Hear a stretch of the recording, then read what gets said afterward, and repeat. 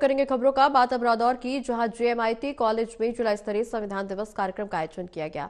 कार्यक्रम में हरियाणा के कृषि और किसान कल्याण मंत्री श्याम सिंह राणा बतौर मुख्य अतिथि शिरकत करने पहुंचे।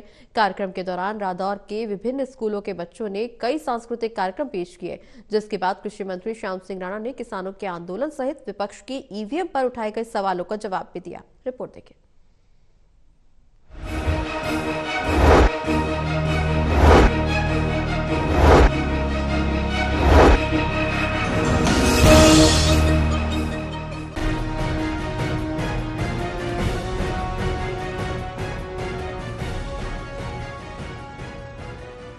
रादौर की जेएमआईटी कॉलेज में जिला स्तरीय संविधान दिवस कार्यक्रम का आयोजन किया गया।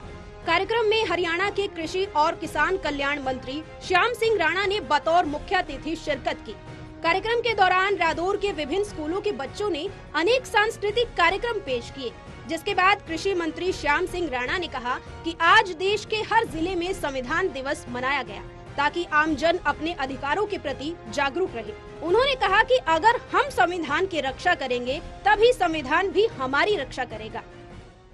मुख्यमंत्री जी ने कुरुक्षेत्र में संविधान दिवस मनाया गया और देश के अंदर हर जिले के अंदर ये मनाया गया ताकि हम अपने अधिकारों से जानकारी रखें और संविधान की रक्षा करें और संविधान हमारी रक्षा करेगा। वहीं आज से किसानों द्वारा एक बार आंदोलन किए जाने पर राणा ने कहा कि किसान संगठनों का काम किसानों की आवाज को बुलंद करना है। वहीं उन्होंने कहा कि देश के सभी राज्यों में हरियाणा में सर्वाधिक 24 फसलें एमएसपी पर खरीदी जा रही हैं। वहीं भावांतर भरपाई योजना का भी लाभ किसानों को दिया जा रहा है।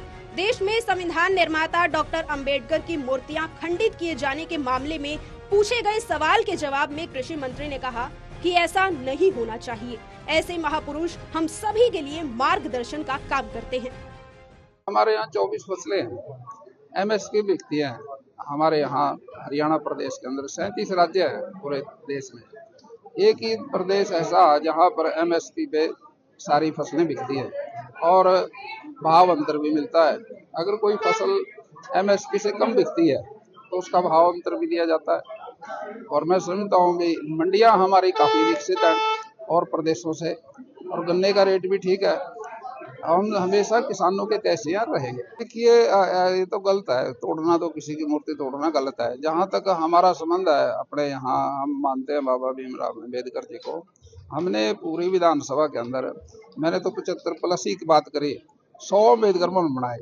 हम उनका सम्मान करते हैं और लोगों में जागृति भी पैदा करते हैं संविधान के प्रति।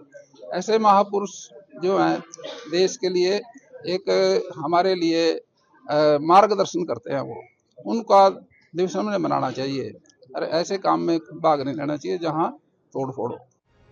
हरियाणा के बाद महाराष्ट्र में भी विपक्षी दल अब ईवीएम पर हार का ठीकरा फोड़ते नजर आ रहे हैं। इस सवाल के जवाब में कृषि मंत्री ने कहा कि जहां पर कांग्रेस की सरकार जीत जाती है वहां उन्हें ईवीएम में गड़बड़ी नजर नहीं आती, जबकि पार्टी की हार के कई कारण होते हैं। राणा ने कहा कि भाजपा सरकार अंत्योदय के मूल मंत्र पर काम कर रही है और उनकी संख्या ज्यादा है, इसलिए अब भी भाजपा की सरकार बनी है, आगे भी बनेगी। देखिए मैं समझता हूँ कांग्रेस की सरकारें बहुत बनी भी हैं।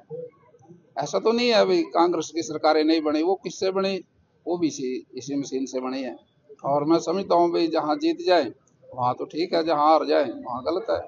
अब हारने के कारण कहीं और भी होते हैं। जो पार्टी की कार्य प्रणाली है उसके हिसाब से भी हार जीत होती है और विकास के साथ भी जुड़ता है।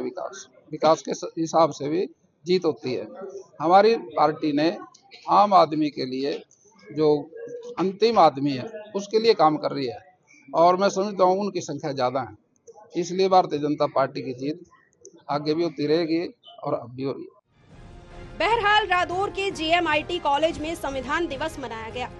इस दौरान विभिन्न स्कूलों के बच्चों ने अनेक सांस्कृतिक कार्यक्रम पेश किए। टोटल टीवी के लिए यमुनानगर से राहुल सहजवानी की रिपोर्ट।